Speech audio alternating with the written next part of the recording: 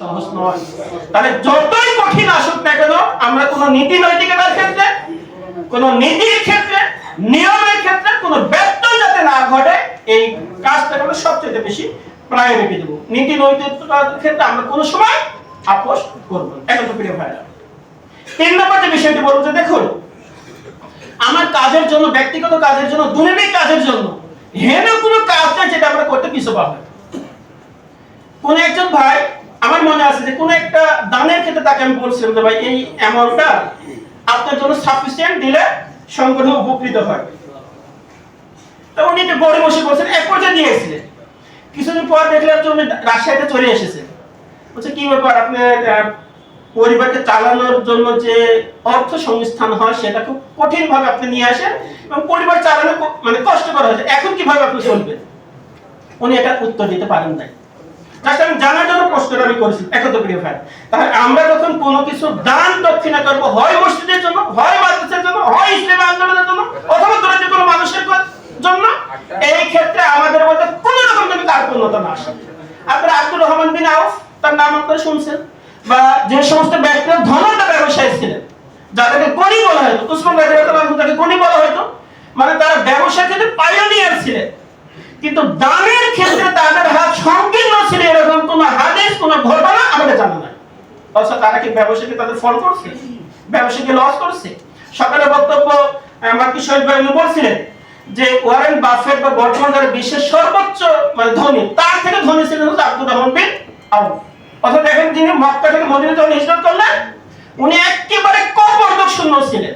যার সাথে তাকে মানে ভাই পাঠিয়ে দিয়েছিল রাসূল সাল্লাল্লাহু আলাইহি ওয়াসাল্লাম, উনি সমস্ত কিছু টাকা দিয়ে দেন, যেটা আপনাদের জানা আছে। উনি বলছিলেন না, আমাকে তুমি বাজারটা দেখিয়ে দাও। অপর্দক শূন্য হয়ে গিয়ে সর্বশ্রেষ্ঠ ধনী হয়ে গেছিলেন। কিন্তু কোন নীতি নৈতিকতার ক্ষেত্রে, হালাল হারামের ক্ষেত্রে আপোষ করেন। যেটা হারাম সেটা হারাম, যেটা হালাল সেটা হালাল। এই কারণে আমরা যেন দানের ক্ষেত্রে যেন আমরা কোনো সময় কার্পণ্যতা না করি।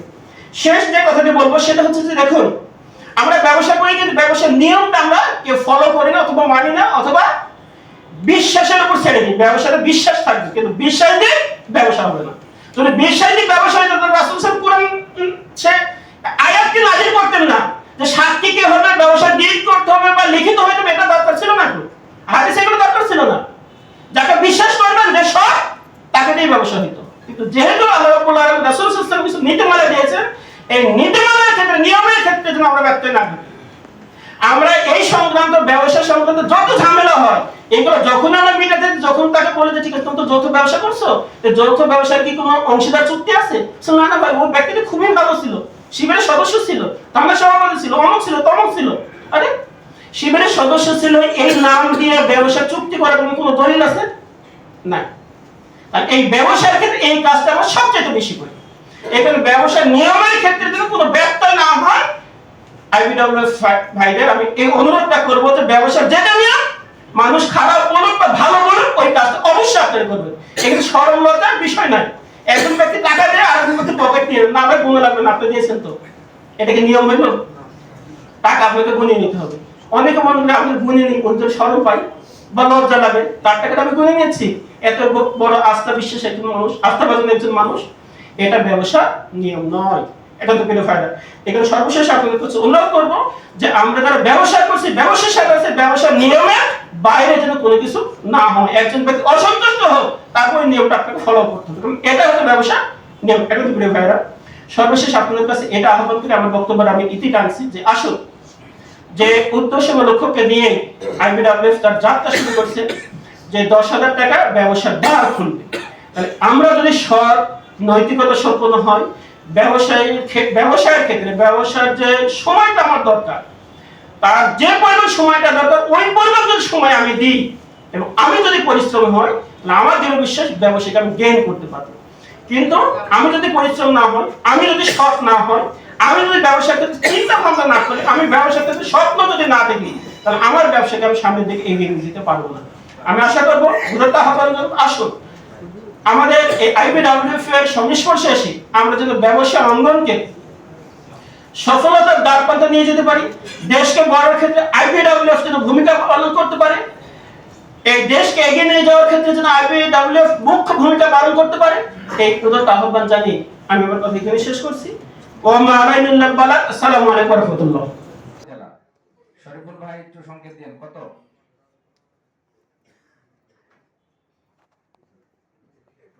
21 উপদেষ্টা সহ গণনা অসুবিধা নেই। উপদেষ্টা সহ 21 বাগমারা উপজেলা শাহিন আলম ভাই সংকেত দিবেন। বাগমারা উপজেলা আমাদের উপদেষ্টা আছে, সম্মানিত থানা উপদেষ্টা সহ গণবেন।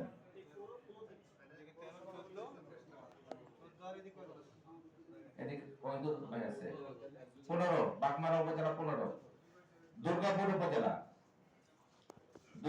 উপজেলা আমজাদ ভাই। এই ক্ষেত্রে আইবিডব্লিউএফ এর বক্তব্য হলো যে আমরা চাই সৎ উদ্যোক্তা, সৎ শিল্পপতি, সৎ ব্যবসায়ী, এবং এই সৎ উদ্যোক্তা, সৎ শিল্পপতি, সৎ ব্যবসায়ী তৈরি করার জন্য আমাদেরকে সংগঠন এই সেক্টরে আমাদেরকে দায়িত্ব দিয়েছে, এবং এটা আমরা মনে করি অবশ্যই একটা বড় দায়িত্ব। আমাদের এই দায়িত্ব যদি আমরা যথাযথভাবে পালন করি, অবশ্যই মনে করি আল্লাহ পাক আমাদেরকে ওই কোরআন আয়াতের দিকে চলে যাব, ইয়াগফিরু লাকুম যুনুবাকুম ওয়া ইদখিলকুম জান্নাতিন তাজরি মিন তাহতিহাল আনহার। কারণ ওই মানসিকতা নিয়ে কিন্তু আপনাকে এই পথে কাজ করতে হবে। সম্মানিত উপস্থিতি, আপনারা জানেন যে আইবিডব্লিউএফ হচ্ছে একটা অরাজনৈতিক, অলাভজনক একটি স্বেচ্ছাসেবী স্বেচ্ছাসেবী একটা অর্গানাইজেশন, একটা সংগঠন।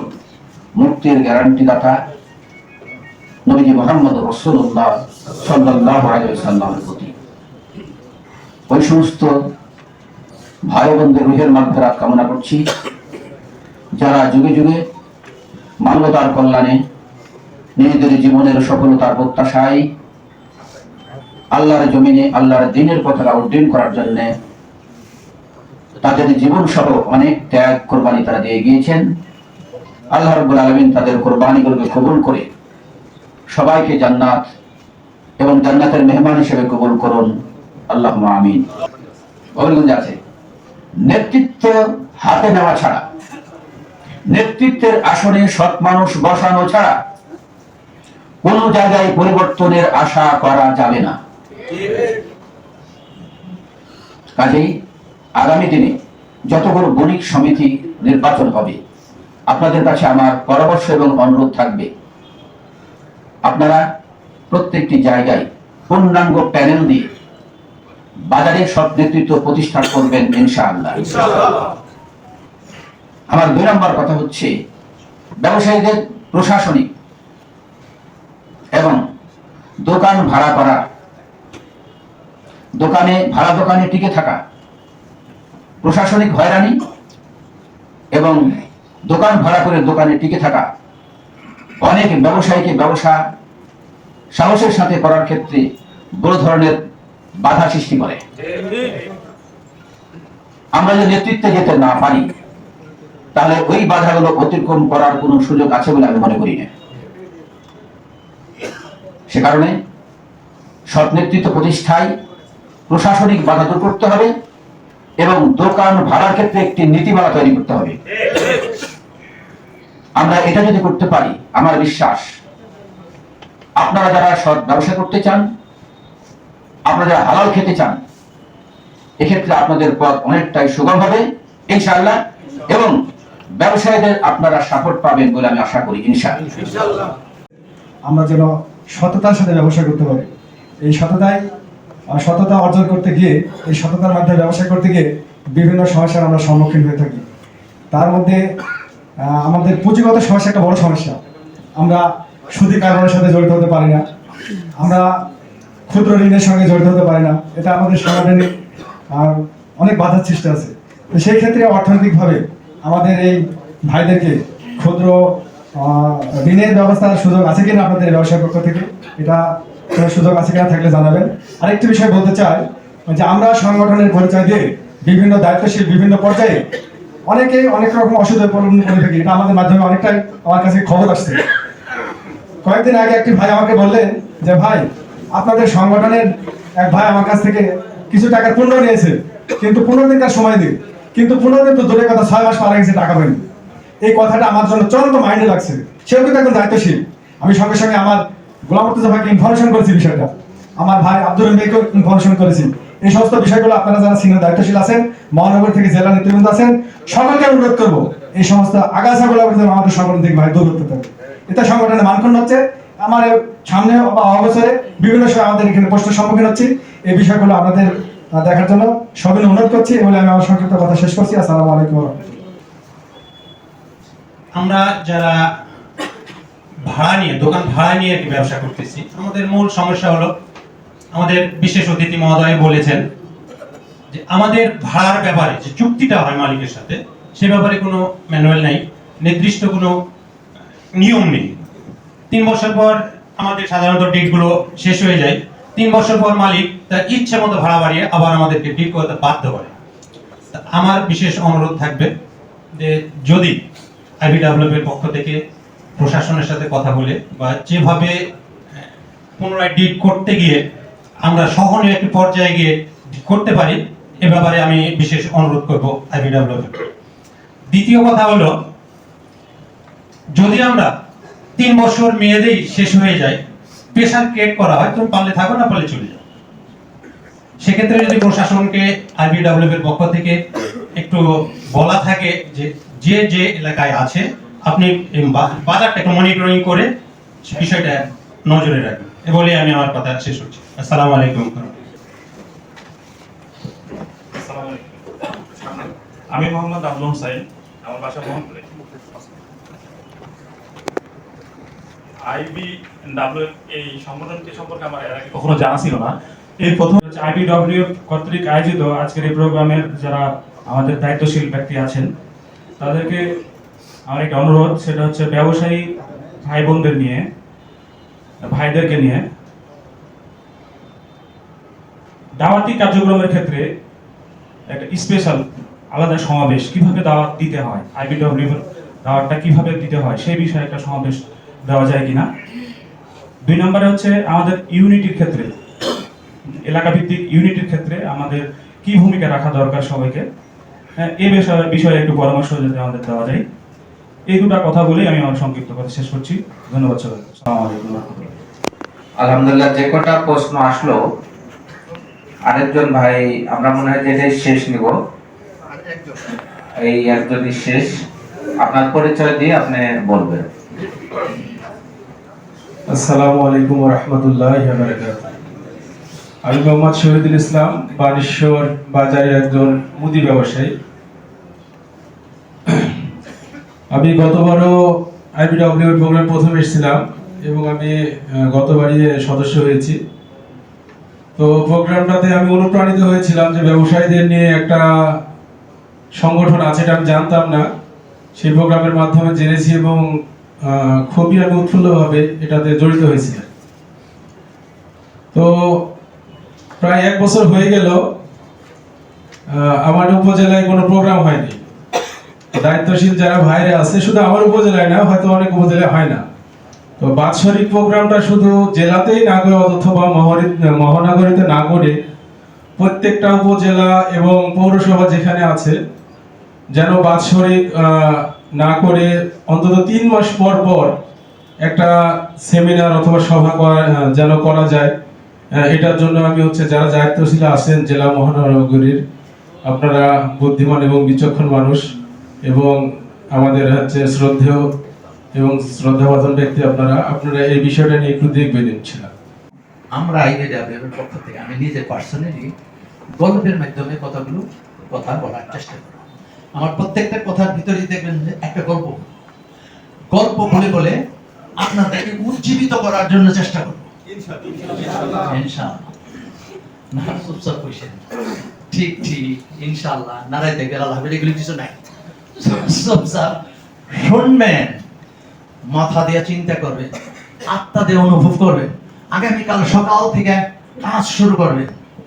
আমাদের কাজটা হলো, আমাদের আইবিডব্লিউ কাজ হলে পর্যন্ত আপনারা ব্যবসা করে এগিয়ে আসছেন। এখন কিভাবে আপনাদের পয়সা বাড়বে, টাকা বাড়বে, সেই টেকনিকগুলো আপনাদেরকে বলে দেব, সেইভাবে আপনারা পদক্ষেপ নেবেন। আমাদের একটা প্রচন্ড আত্মবিশ্বাস। কি আত্মবিশ্বাস? আমরা 2002 সাল থেকে ব্যবসায়ী তৈরি করার প্রোগ্রাম হাতে নিয়েছি। তার আগে এটা ছিল না, তার আগে আমাদের দেশে এটা ছিল না। ইন্ডাস্ট্রিয়ালিস্ট এন্ড বিজনেস ওয়েলফেয়ার ফাউন্ডেশনের কার্যক্রমের জন্য একটা ইতিহাস আছে, সেটা আপনারা জানেন। এটা আমাদের অনেকের নিকট জানা নাই, আমি আপনাদেরকে জানাই যারা নতুন আসছে।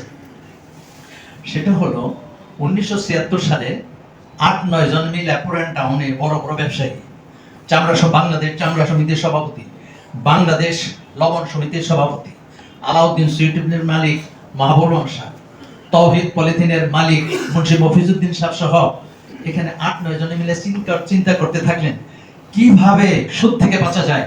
পরকালে যখন রাব্বুল আলামিন জিজ্ঞেস করবেন সুদের ব্যাংকে থেকে টাকা নিয়েছো, যে যে কথাগুলো লেখা আছে কোরআন শরীফে, এই অবস্থায় সুদে থেকে বাঁচি কিভাবে, এই চিন্তা চেতনার উপরে ভিত্তি করে একটা সমিতি গঠন করে। ওই সমিতিটার নাম হলো মুসলিম বিজনেসম্যান সোসাইটি। মুসলিম বিজনেসম্যান সোসাইটি এটা 1980 সালে মগবাজারের কিছু লোক মিলে এবং ওই মুসলিম বিজনেসম্যান সোসাইটি মিলে একটা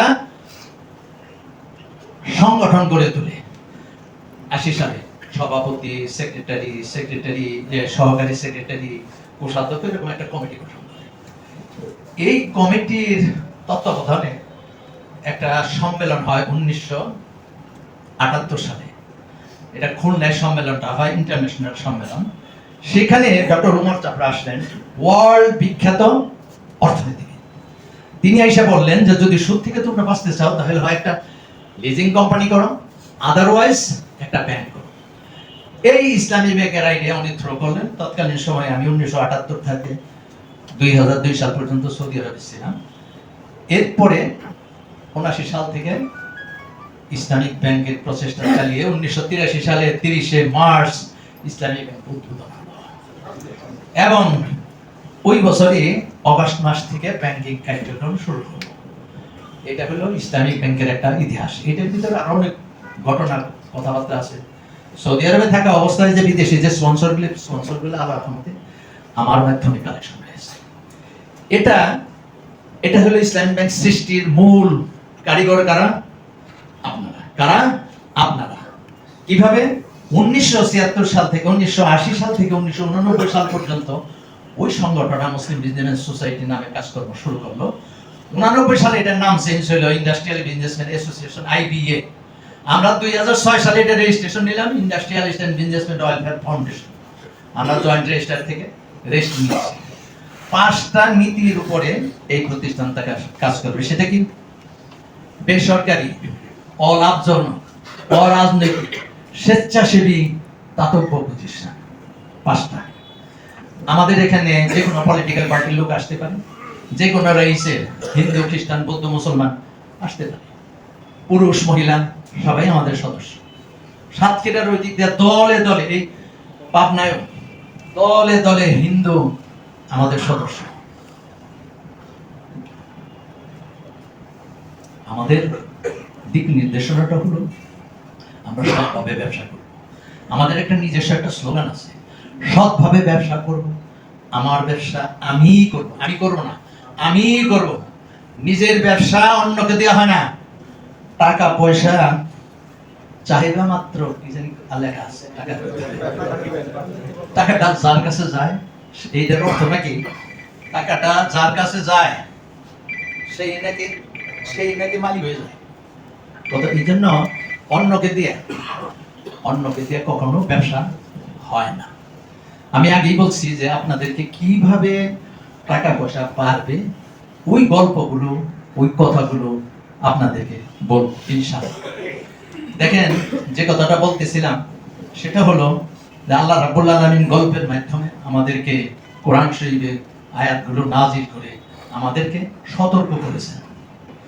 আমরাও আপনাদেরকে গাইড করব, সতর্ক করব, যাতে করে আপনার সময়টা মিসইউজ না হয়, যাতে করে আপনারা পরিশ্রম করেন। দেখেন 2002 সালের আগে ওই প্রতিষ্ঠানটা মুসলিম বিজনেসম্যান সোসাইটি এবং ইন্ডাস্ট্রিয়াল বিজনেসম্যান অ্যাসোসিয়েশন, IBA এর কর্মসূচি ছিল 4টা। একটা হলো সারা বছরের রমজান মাস আসলে পরে ইফতার মাহফিল করতো 1-2টা, আর যাকাত কালেকশন করতো, আর 2 বছর পর পর দ্বিবার্ষিক সম্মেলন করতো, আর মাঝে মাঝে এক একটা সেমিনার, সিম্পোজিয়াম করতো। তারা মাঝে মাঝে বিদেশে বিভিন্ন বিদেশি মেলায় যখন হয়তো অংশগ্রহণ করতো। আমরা 2002 সালে ঢাকা শহরে সর্বপ্রথম ব্যবসায়ী তৈরি করার প্রোগ্রাম আমরা হাতে নিই। হাতে নেওয়ার সাথে সাথে দলে দলে হাজার হাজার ছেলে পেলে স্কুল, কলেজ, ইউনিভার্সিটি থেকে ছেলেপেলেরা আমাদের এই ব্যবসায় সংগঠনে আসতে থাকে। ঢাকা শহরে এই প্রোগ্রামটা করার সাথে সাথে ঢাকা শহরে সবগুলো ডিস্ট্রিক্টের লোক আছে, রাজশাহীর আছে, কুমিল্লার আছে, চিটাগাংয়ের আছে, সব জায়গায়। ফলে হয়েছে কি ঢাকা শহরে এই প্রোগ্রামটা শুরু করার সাথে সাথে সারা দেশে থেকে একযোগে শত শত হাজার হাজার ছেলে ব্যবসায় চলে আসলো। 2002 সাল থেকে আমরা পরিশ্রম করে 2005 সালে 2টা সম্মেলন করলাম ঢাকা শহরে। একটা 145 জন আসলো, আর একটা আসলো 143 জন। এক সপ্তাহ পরে পরে, প্রথম সপ্তাহ হলো, দ্বিতীয় সপ্তাহ। এখানে কাদেরকে আমরা আনলাম যাদের 5 লাখ টাকার থেকে ইতিমধ্যে 1 কোটি টাকা ক্যাপিটাল হয়েছে। এই 5 বছরে পরিশ্রম করে শুরু থেকে যাদের ক্যাপিটাল হলো 5 লাখ টাকা থেকে 1 কোটি টাকা, আর যাদের বয়স 31 থেকে 42 বছর। আমরা হিসাব করে দেখলাম, সারা দুনিয়ার ইনফরমেশন গুলো নিয়ে দেখলাম যে একজন ব্যবসায়ী যদি 25 থেকে 30, 35, 40 বছর পরিশ্রম করে, তাহলে মরে যাওয়ার সময়, মরে যাওয়ার আগে 25টা, 27টা, 30টা, 40টা ইন্ডাস্ট্রি রেখে কবরে চলে যায়। তাহলে 42 বছরের থেকে ধরলাম আমরা 30 বছর সে পরিশ্রম করবে, এই জন্য 42 বছরটা ধরে নিলাম। আমরা দেখেছি যে এই ছোট ছোট যে ব্যবসায়ী, যেটি কথা বললাম, টাকা মাত্র 10,000 খুলবে ব্যবসাটা, আমরা চিন্তা করে দেখলাম যে সারা দুনিয়ায় এরকম ছোট ছোট ব্যবসায়ী কিভাবে বড় হয়েছে, কেন বড় হয়েছে। তারা যদি বড় হইতে পারে, তাহলে আমরাও মানুষ, তাহলে আমরা কেন পারবো না। সারা দুনিয়ায় আমরা দেখলাম যে 11 বছর বয়সে ওয়ারেন বাফেট নাম শুনেছেন আপনারা? আমেরিকাতে একজন বিরাট বড় ব্যবসায়ী 11 বছর বয়সে 7টা শেয়ার কিনতে তার ব্যবসা শুরু করলো। সৌদি আরবে ছিলেন আপনারা, কেউ এখানে আছেন? হাজি আমজাদ ভাই, শোনেন, সৌদি আরবে একজন অনেক বড় ব্যবসায়ী, এই 3 বছর আগে মারা গেলেন, সুলাইমান রাজি। তার সাথে আমার কয়েকবার দেখা হয়েছে। উনি 11 বছর বয়সে ব্যবসা শুরু করলেন। কি ব্যবসা শুরু করলেন?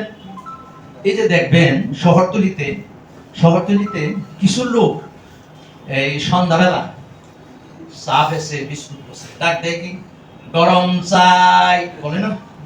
আপনারা শুনেন না, টাউনে পাঠে যান, দেখেন ওখানে চা বেচে।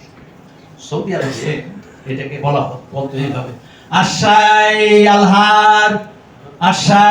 আলহার সন্ধ্যার পরে, আশাই আলহার কিছু দূর গেল, আশাই আলহার, যার দরকার সে বলে তাল মানে কি? এইটা ভালো বোঝে, তাল। তো ডাকে চা দেয়। এই ব্যবসা কি করেছে সুলাইমান রাজি? কি সম্পদের মালিক, কত সম্পদের মালিক, 2 হাতে বিলিয়ে দিয়েছে, দান সদকা করেছে। একবার 1 না 2 পর্যন্ত পড়ছে।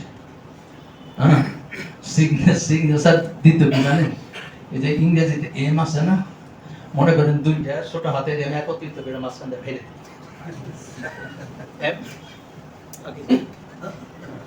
এই হলো তার। ক্লাস 1-এ যখন পড়ে, তখন 1 রিয়াল করে হলো পিকনিকের চাঁদা।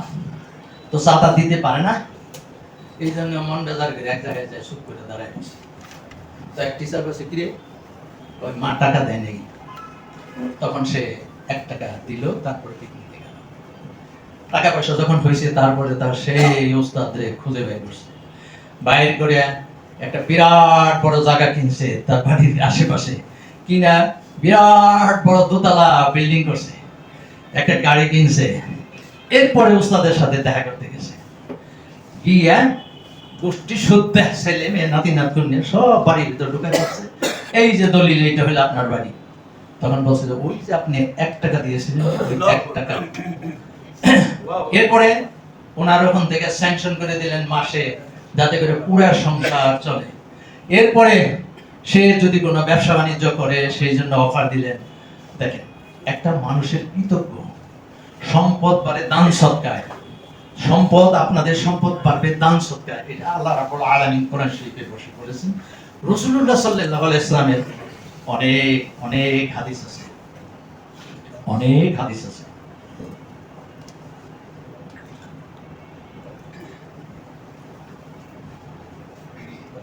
আপনি 1978 সালের নভেম্বর মাসে আমি সৌদি আরবে আরব নিউজে দেখলাম হুন্ডা কোম্পানির মালিক এই একটা ঠ্যাংয়ের উপর আরেকটা ঠ্যাং দিয়ে টেলিভিশন দেখতেছে, নিজ দিয়ে লেখা রয়েছে মিস্টার হুন্ডা এনজয়িং টেলিভিশন। পুরো হিস্ট্রি দিয়েছে।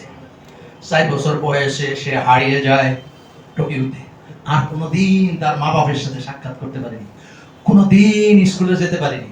যেখানে বসে বসে সে কাঁদতেছিল তার পাশেই ছিল যে গাড়িটা ঠিক করে ওটা ওয়ার্কশপ করে, ওখানে বসেছিল, ওরাটাইকে আদর যত্ন করে একটু খাওয়াইছে, আর ওকে ছোট ছোট কাজ করেছে, চা নিয়ে আয়, স্ক্রু ড্রাইভারটা আগায় দেয়। এইভাবে করতে করতে তার 11 বছর কেটে গেল। 11 বছর পরে সে ব্যবসা শুরু করলো, ছোট্ট ব্যবসা। সে ছোট্ট 2-4টা পার্টস কিনে আবার বিক্রি করে। এক সময়ে সে হুন্ডা কোম্পানির মালিক। আমরা দেখলাম যে এইভাবে একেবারে ছোট থেকে দুনিয়ায় বহু বড় বড় ব্যবসায়ী হয়েছে, বহু অগণিত। আচ্ছা, বাংলাদেশের কথা বলি এখন, বিদেশের কথা তো বললাম।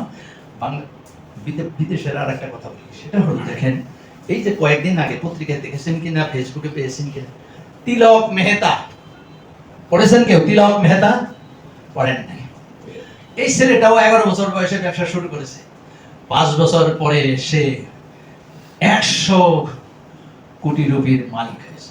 কিভাবে? সে যখন মামা বাড়ি বেড়াইতে গেছে, বই নিয়ে যায় নাই, তখন সে কিভাবে তাড়াতাড়ি বই পায়, কোরিয়ার সার্ভিসের কাছে আইনে দিতে পারে না। এই চিন্তা চেতনার উপরে সে একটা প্রতিষ্ঠান গড়ে তুলল, পেপার এন্ড পার্সেলস। এর আসল লোকজন তার কি ছিল? তাদেরকে বলা হয়তো ডাব্বাওয়ালা। মানে এটা ঢাকায় আপনি দেখবেন যে দুপুরবেলা লাঞ্চ দেয় ছোট ছোট প্যাকেটে, এই 20টা 25টা 30টা 50টা নিয়ে আসে, ওই 20 টাকা 50 টাকা 50, 70 টাকা 80 টাকা করে বিক্রি করে। এদেরকে বলা হয়তো ডাব্বাওয়ালা। এটা ইন্ডিয়ায় খুবই প্রচলিত, দিল্লিতে। সে এদেরকে বেছে নিল, এদের মাধ্যমে অল্প সময়ের ভিতরে কিভাবে জিনিসপত্র পাঠানো যায়, এইভাবে সে ব্যবসা প্রতিষ্ঠান গড়ে তুলল। 5 বছর পরে সে যখন 100 কোটি রুপির মালিক হয়ে গেল, তখন ইন্ডিয়ান গভর্নমেন্ট তাকে রাষ্ট্রীয় সম্মাননা দিল, এবং সারা ওয়ার্ল্ডে এত অল্প বয়সে এত টাকার মালিক হওয়ার জন্য ওয়ার্ল্ড বিজনেস কমিউনিটি তাকে সম্মানিত করেছে। তার নাম হলো, মনে রাখবেন, তিলক মেহতা। এখন আমরা দেখলাম সুরত থেকে বহু লোক, আপনি বাংলাদেশে দেখেন, নাম হলো আকিজউদ্দিন সাহেব। কেউ বলে যে 200 টাকা নিয়ে উনি কলকাতা গেছেন, কেউ বলেন যে 500 টাকা নিয়ে গিয়েছেন। যখন উনি মারা যান, 27টা ইন্ডাস্ট্রি রেখে দুনিয়া থেকে চলে যান। এই যে ফ্রেশ কোম্পানি যেটা মোস্তফা কামাল সাহেব রাতের বেলা মাকে বললো যে আমি ব্যবসা করবো, বলে তোমার বাবার তো টাকা পয়সা নেই। যাই হোক, রাতের বেলা মা তার বাবাকে বললো যে ছেলে তো ব্যবসা করতে চায়, বলতে টাকা নাই। কয়েকদিন পরে জমি কিছু বিক্রি করে, এখন থেকে 50 বছর আগে, এবার দেখবেন বিভিন্ন জায়গায় বিলবোর্ডে লেখা তাদের 50 বছর পূর্তি হলো। এখন তাদের ইন্ডাস্ট্রির সংখ্যা 54টা, 36 কোটি টাকা, 36,000 কোটি টাকা হলো টার্নওভার। 560 টাকা দিয়ে জমি বিক্রি করে সেই 560 টাকা আস্তে আস্তে আস্তে একটা দুইটা ঘটনা। এইবার আসি আমাদের আমরা যে শুরু করলাম তার রেজাল্টটা কি? আমরা ওখান থেকে অভিজ্ঞতাটা নিয়ে আমরা দেখলাম 2002 সালে আমরা দেখলাম ব্যবসা বাণিজ্যে এই যে লোকগুলো এখানে বসে আছেন, আপনারা সৎভাবে চলার স্পিরিট আপনাদের রয়েছে, এদের হাতে টাকা পয়সা নাই, ব্যবসায়ী নাই। ঢাকার শহরে দেখলাম যে 3 জন ছিলেন ব্যবসায়ী, আব্দুর রাজ্জাক লস্কর সাহেব, এরপরে হলো ডাউন শফিউদ্দিন সাহেব, আর মিরপুরে আকরাম সাহেব। যাদেরকে গাড়ি ছিল ব্যবসা করতে। এই 3 জন ছিলেন ব্যবসায়ী, আর পুরান টাউনের ব্যবসায়ী ছিল ওই 8-9 জন। আর তেল, লবণ, কাপড়, এগুলো ছোট ছোট ব্যবসায়ী। এগুলোর কোনো অত বড় চিন্তা চেতনা ছিল না, স্বপ্ন ছিল না, কোনো রকম ভাবে জীবন যাপন চালাইত। আমরা দেখলাম যে ছোট থেকে মানুষ বাংলাদেশেও অনেক অনেক ব্যবসা। এই যে আমাদের এক সময় ঢাকা চেম্বারে, Dhaka DCC, Dhaka chamber of commerce and ইন্ডাস্ট্রির যে প্রেসিডেন্ট ছিলেন, লং টাইম মানুষ, কয়েকদিন আগে মারা গেলেন। উনি ব্যবসা করেছেন পুরান টাউনে 36 square feet, 4 feet by 9 feet জায়গায় ছোট্ট একটা ওয়াইজ গেটে দোকান দিয়ে। যখন তিনি মারা যান তখন তার এমপ্লয়ির সংখ্যা ছিল 85,000 এবং ইন্ডাস্ট্রি ছিল 27টা। খুব ক্লোজ সম্পর্ক ছিল আমার। দেখেন এইভাবে কত ছোট থেকে তারা বড় হতে পারে। এখন আসেন আইবিডব্লিউএফ আমাদের যে, আমরা যে টাকা মাত্র 10,000 খুলবে ব্যবসাদার, এই আমি 2-3টা গল্প বলি। গল্প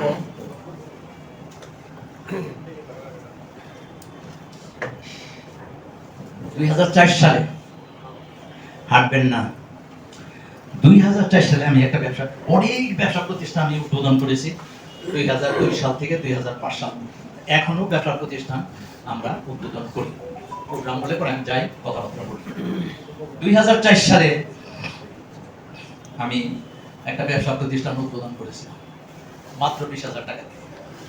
তারপরে কি হলো 2023 সালে, 2023 সালের ডিসেম্বরে তাকে ডাকলাম, ডেকে বললাম, শুরু করছিলাম কোন সালে, 2004 সালে।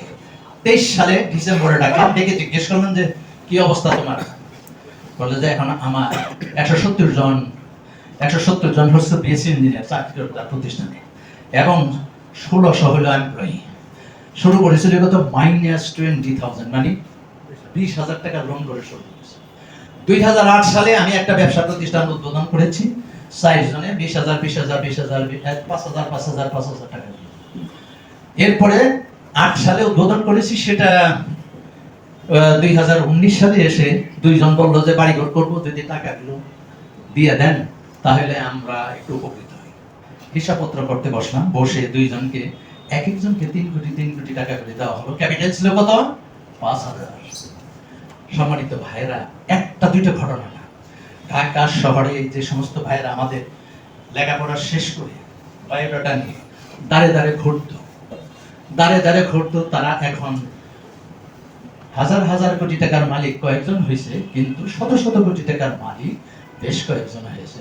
2002, 3, 4, 5, 6 এই সময় ব্যবসা শুরু করি, এবং আমরা যেটা দেখেছি, ব্যবসাটা হলে এক একটা ব্যবসা দেখবেন যে এক এক পলিসিতে, এই পলিসিটা তৈরি করবে কি আপনারা করবেন। এখন আমি ইন্টারন্যাশনালি 2-3টা ঘটনা বলি, গল্প। একটা ঘটনা বলবো ইহুদিরা দেখেন কি পলিসি নিল। ইহুদিরা পলিসি নিল যে 1933 সালে তারা অস্ট্রেলিয়ার ডারউইন একটা এলাকায়, যেটা একেবারে অবহেলিত গ্রামীণ এলাকা, সেই এলাকায় তারা সারা ওয়ার্ল্ডের ছোটখাটো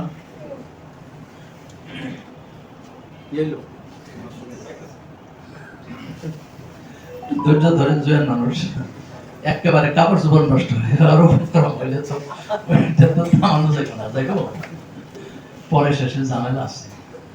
আচ্ছা, মানে বসে নড়াচড়া করেন না, অল্প সময়ের ভিতরে শেষ। কি বলতেছিলাম, ইহুদিরা ডারউইনে একটা সম্মেলন করলো, সেখানে 39 জন ইহুদি আসলো, ছোট বড় ব্যবসায়ী, অত বড় ব্যবসায়ী না। তারা এই 39 জনে মিলে সিদ্ধান্ত নিল সারা দুনিয়ার টাকা পয়সা অর্থ আমরা কন্ট্রোল করব। কোন সালে? 1933 সালে। হ্যাঁ, এখন জানেন কি পরিমাণ অবস্থা। যে কোনো আইটেম ধরতে যান, দেখেন যে ওদের তৈরি, কসমেটিক্সে যান ওদের, এইটা তৈরি, ওইটা তৈরি, এই যে এগুলো তৈরি করছে কি, সব জায়গায় তারা চলে গেছে। সিদ্ধান্ত নিয়েছিল কোন সালে? 1933 সালে। আমরা সিদ্ধান্ত নিলাম কোন সালে? 2002 সালে। মাত্র আমরা যখন দেখলাম যে আমাদের এই জাতীয় লোকজনদের হাতে পয়সা নাই, টাকা নাই, তখন মাত্র আমরা সিদ্ধান্ত নিলাম। একটু দেখেন, ওই এই পলিসির দিকে যাওয়ার আগে আরেকটু কথা বলে নিই। সেটা হলো, আমরা 1941 সালের আগে আমাদের অবস্থাটা কি ছিল? 1941 সালে আগে আমরা যারা মুসলমান ছিলাম তারা কি করতাম, 5টা 3টা 2টা খতম দিতাম কোরআন শরীফ। আর কি করতাম, 5 জনে 7 জনে 3 জনে 10 জনে মিলে এক খতম দিতাম, খতম খতম খতম। 1941 সালে আমাদের সামনে আসলো যে কোরআন শরীফ পড়তে হবে অর্থ সহ, ব্যাখ্যা সহ পড়তে হবে। কোন সালে আসলো? 41 সালে। কিভাবে আসলো জানেন তো? কথা কয় না, জানেন তো? না জানলে কই গেছে, দায়িত্ব দিয়ে গেছেন দুই ঠিক আছে, বলতাম যে এই যে ওনার কাছে জানি যা বুঝছেন তো 41 সাল। ইন্ডাস্ট্রিয়াল এন্ড বিজনেসম্যান ওয়েলফেয়ার ফাউন্ডেশনের এটা স্বেচ্ছাসেবী প্রতিষ্ঠান, কথাটা বুঝছেন না? এই জন্য ওই 1941 সালটা পড়লে পরে বোঝার কথা বুঝা যায় আর না বুঝতে পারে আশেপাশে জিজ্ঞেস করি। 1941 সাল থেকে আমাদেরকে কোরআন শরীফ থেকে বলা হলো, কি বলা হলো দেখেন, আমি নিজে ওই সমস্ত দর্শ দিছি, এই দর্শ দিছি, কি দর্শ দিছি? 2টা সূরার কথা বলবো। 2টা সূরা বিসমিল্লাহ। আলহাকুমুত তাকাসুর হাত্তা যুরতুমুল মাকাবির। টাকা চাই, পয়সা চাই, চাই চাই, সম্পদ চাই, যতক্ষণ পর্যন্ত এই বুকটা কবরের মাটির সাথে স্পর্শ না করলো ততক্ষণ পর্যন্ত চাই। আরেকটা বিসমিল্লাহ।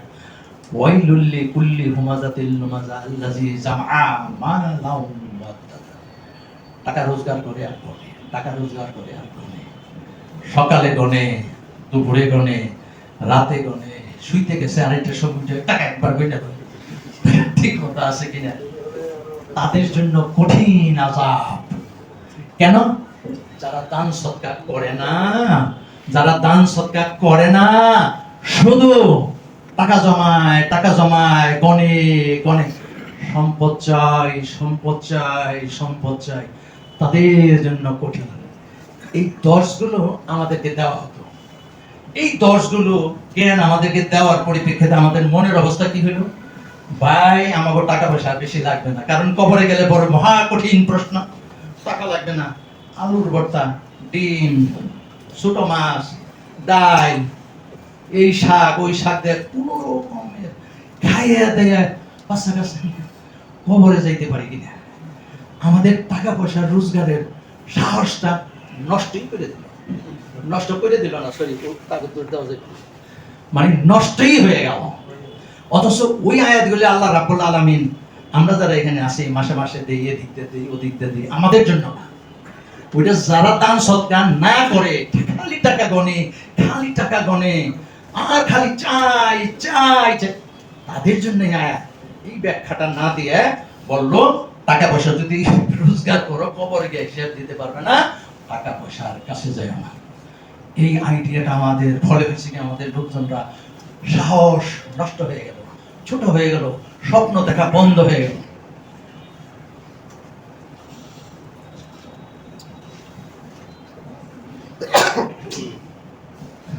আমরা 2002 সালে খুঁজে পেলাম 2টা আয়াত। বিসমিল্লাহির রহমানির রহিম। এই 2টা আয়াত, 2টা নির্দেশ, 2টা আয়াত, 2টা কঠিন, শক্ত, খুবই মূল্যবান। এবং কি? বিসমিল্লাহির রহমানির রহিম। ইয়া আইয়ুহাল্লাযীনা, সূরা জুমার 9 নম্বর এবং 10 নম্বর আয়াত। ইয়া আইয়ুহাল্লাযীনা আমানু ইযা নুদিয়াতুস সালামি মিন ইয়াউমিল জুমআহ ফাসাউ ইলা যিকরিল্লাহ যারুল বাইত ইলা আখির আয়াত। এবং আরো এটা হলো দৌড়াও, এটা মানে ওয়ামানা হাসানু কাওলাম মিম্মান দা, এটা হলো হালকা আয়াত। আর এটা হলো দৌড়াও নামাজের দিকে, না হইলে পিট্টি, আখিরাতে মাইর দেওয়া হবে নামাজের জন্য।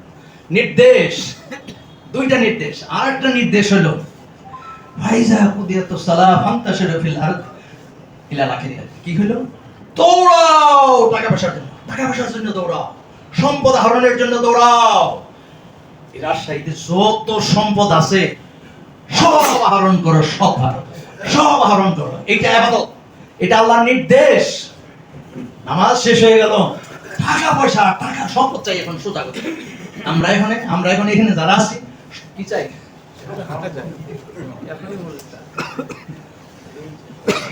বুঝছেন? আমাদের সাহসটা হারিয়ে গেছিল। 2002 সালে আল্লাহ রাব্বুল আলামিন এই আয়াতের মাধ্যমে আমাদের আত্মার ভিতরে শক্তি এনে দিল। লেগে গেল জওয়ান ছেলে পেলে হাজার হাজার। হ্যাঁ দেখেন এই যে ওই যে বললাম না একটা মিটিং আসলো, হ্যাঁ এই এবং আরো যারা আমাদের ভাই বেরাদর আছে তাদেরকে লাইভ মেম্বার করে দেন। আমাদের পয়সা কালেকশন এখন মনে হয় মহানগরকে টক্কর দেওয়া যায় তো। এই আমজাদ ভাই পিছনে ছবি তোলেন, এদিকে আসেন। আপনারা কি লাইভ মেম্বার হবেন না? তাহলে ওদিকে যান, এদিকে নেই, ছবি না, ছবি কে নেই? আমি নিচ্ছি। আসেন আর কেউ আসবেন না? বাস ঠিক আছে। কত 50 জন হয়েছে? আচ্ছা ঠিক আছে, ফটোটা কইয়া দিলেন। একজন আমাকে বললেন কানে কানে যে 4 জন লাইভ মেম্বার করছেন, এগুলো আপনারা করবেন, আপনারাও করবেন যারা বন্ধু বান্ধব। হ্যাঁ আমাদের বোঝাই কোন সময় হেলাল ভাই 4 জনকে করেছেন। হ্যাঁ দাঁড়ান, এখানে দাঁড়ান। সফল নেতৃত্ব গোদাগাড়ি পৌরসভা। হ্যাঁ এই ফটো তোলা হয়েছে। হ্যাঁ আমাদের এখন শেষই তো, এটা তো মানে আচ্ছা শেষ করি এভাবে একটা দোয়া করি সহজ, সেটা হলো আল্লাহ রাব্বুল আলামিন যারা লাইভ মেম্বার হলেন এবং যারা হতে পারেননি তারা সহ আমাদের আইবিডব্লিউএফ এর সদস্যদের হালাল ভাবে রোজগারে রাব্বুল আলামিন তুমি আমাদের বরকত দান করো। আমিন। আমরা হালাল ভাবে ব্যবসা করে রাসূলুল্লাহ সাল্লাল্লাহু আলাইহি ওয়াসাল্লামের পাশে আখিরাতে আমরা থাকতে চাই। আল্লাহ তুমি কবুল করো। আমিন। আল্লাহ তাআলা আমাদের গুনাহ খাতা মাফ করুন। যে কথাগুলি বললাম আল্লাহ তাআলা যাতে এই কথাগুলোর উপর বরকত দান করেন। আমিন। কথা শেষ করছি। আসসালামু আলাইকুম ওয়া রাহমাতুল্লাহি ওয়া বারাকাতুহু।